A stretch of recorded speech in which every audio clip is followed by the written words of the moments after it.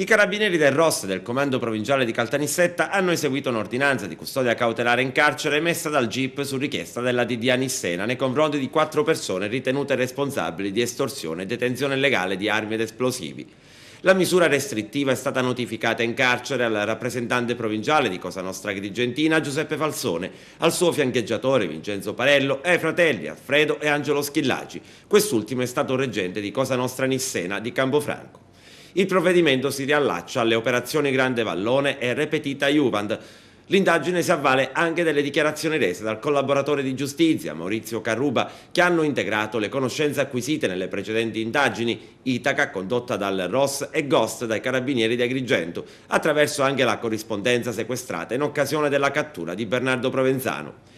In particolare è stata ricostruita un'estorsione che tra il 2003 e il 2004 è avvenuta intorno all'acquisizione da parte dell'impresa agrigentina Gruppo Asfalti di un impianto di conglomerati bitumosi, in passato appartenuto alla società Sicon di Sutera, ceduto agli inquirenti dalla Aloisio Calcestruzzi dell'imprenditore Giovanni Aloisio, ritenuto vicino ad ambienti mafiosi.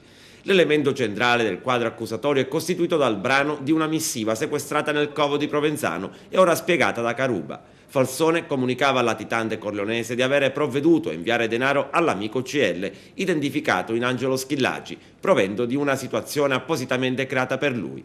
In effetti Giuseppe Falsone è ritenuto artefice occulto dell'operazione, nonché mandante dell'estorsione nella qualità di vertice di Cosa Nostra Agrigentina e di referente mafioso dell'impresa acquirente. Il progetto risulta avvalorato dall'attività svolta da Vincenzo Parello, incaricato di seguire la costituzione della Gruppo Asfalti, nella quale confluivano diverse ditte agrigentine, e di sovrintendere l'acquisizione dell'impianto di Sutera.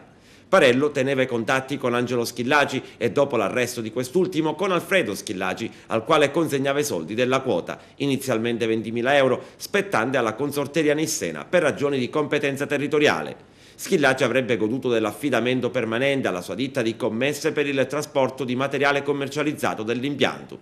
A seguito di operazioni di ricerca compiute in un tunnel di convogliamento delle acque piovane nelle vicinanze dell'impianto dei fratelli Schillaci, è stato trovato un arsenale della famiglia mafiosa di Campofranco.